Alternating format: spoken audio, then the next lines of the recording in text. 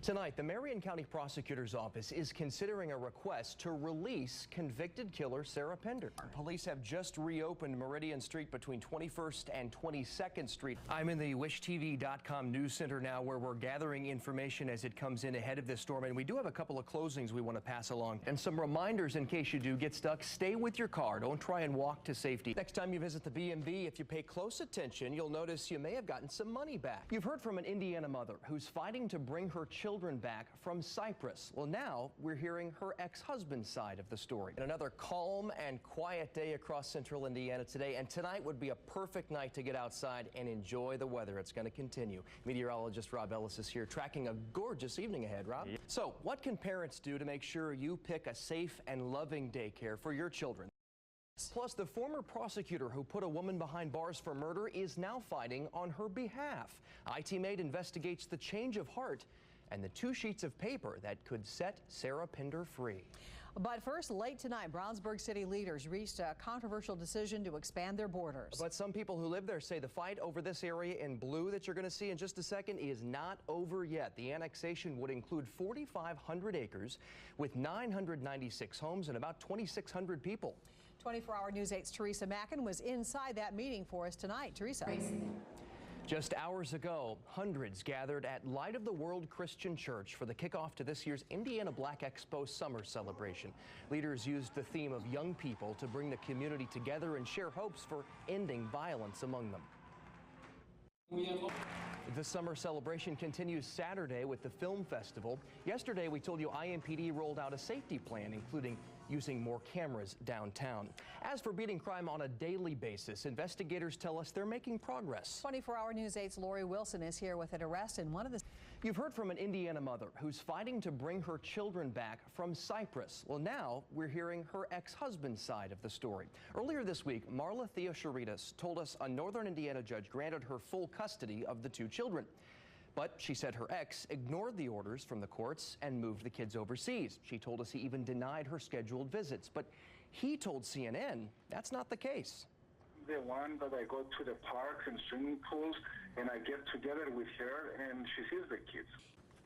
The children's father says he only wants to do what's best for them, but Marla's parents say they're concerned all the media attention will make her ex-husband mad, and they're not sure how he'll react.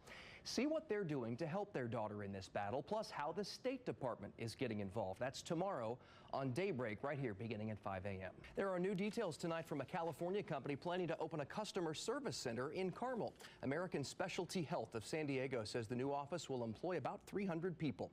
30 to 50 of those workers will come from current offices. A spokesperson told us the remainder will be hired from Carmel and the Indianapolis area. The company describes itself as a health improvement organization. Its grand opening expected in March. She was sentenced to 110 years for a double murder and later escaped from prison. Tonight, Sarah Pender's only TV interview and the exclusive new details about efforts to get her out of prison, this time legally. Tonight, the Marion County Prosecutor's Office is considering a request to release convicted killer Sarah Pender. IT-Mate's Karen Hensel takes an in-depth look at the new developments.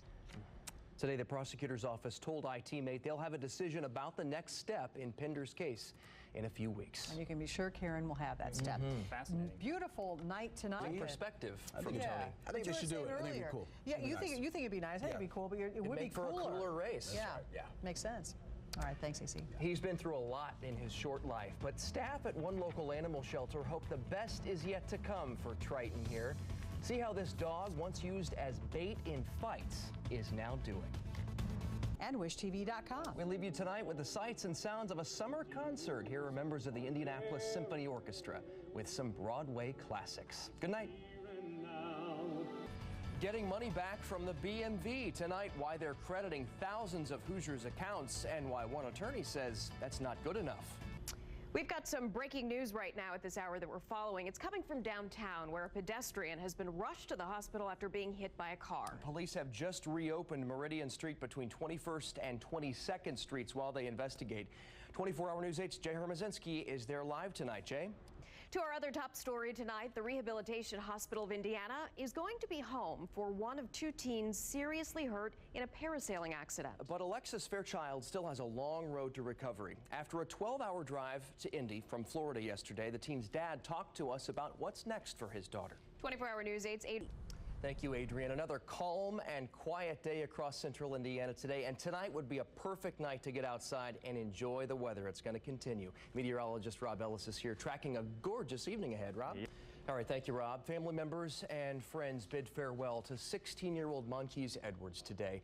Police say 18-year-old Aaron Bonner shot and killed Edwards during 4th of July celebrations downtown. 24-hour News 8's Julian Grace is live in our newsroom tonight. Julian, we're learning that Bonner turned himself in. Next time you visit the B&B, if you pay close attention, you'll notice you may have gotten some money back. Today, Indiana's Bureau of Motor Vehicles announced it's giving a $3.50 credit to all drivers who've renewed their license since 2007. That's when the B&B says it inadvertently began overcharging people for their driver's licenses. This is a story our I-team has been following since March. That's when a class action lawsuit was filed against the B&B, claiming it had overcharged Hoosiers in excess of $30 million over the last 6 years. And after looking into it, the B&B told us it had been charging people more than it should have. Me, $3.50 ain't much just to one person, but you figure over the years with everybody, yeah, it'd be quite a bit of money. Once we acknowledged and realized that we had overcharged on our part, we took steps immediately to rectify that situation. The cost of a driver's license was lowered last month. As for that credit, you'll see that during your next transaction at the B&B. But are you getting enough money back? Tonight at 6, why the lawyers who filed that lawsuit say no. State officials say a Center Grove daycare needs to close its doors. Yeah, they want to revoke the license of Kid Company Preschool and Child Care on State Road 135. So what can parents do to make sure you pick a safe and loving daycare for your children? The state has several tools you can actually use online, and we've linked them to our website at wishtv.com. One of them is how you can find state-licensed child care. You can also call 1-800-299-1627 to get help finding a place that's right for your kids. We'll have this on our website. The state also uses a system called Paths to Quality. It ranks child care centers based on the different programs they offer. And be sure to look at the state's inspection reports. Those are posted online too. They list citations, complaints, and any action taken against the daycare by the state. But remember, all of these sites only deal with daycares that are licensed by the state. Many home or church daycares are not. That's great. Okay, take this beautiful day, mix in National Ice Cream Month and the Girl Scouts, and what do you get? Well, the American Dairy Association's 24th annual ice cream social on Monument Circle, of course. Even the mayor showed up to get a scoop, and this year all the proceeds benefit the Girl Scouts of Central Indiana. What we really do is give girls the opportunity to explore and develop their full potential. I think everyone can wrap their mind around what the Girl Scouts stand for. I was a former Girl Scout, or maybe you have a daughter or a mother or a sister, and so that's something that a lot of people can understand and get behind. Some of our Wish TV family was down on the circle too, helping out this afternoon. Patty Spittler, Pamela Gardner, Walter Allen, Brooke Martin, and Drew Blair all broke out their scoops to serve up some summer fun. And nobody brought us anything. Yeah. No. What happened? I tell you, ice cream and Girl Scout cookies. And they said it was very busy. I talked to Pamela, and she said it was just a constant stream of people. That's so good. That's a very good thing, yeah. Had to eat it quickly, though. They did. You know, it was a little warm out there. That I've got my life back.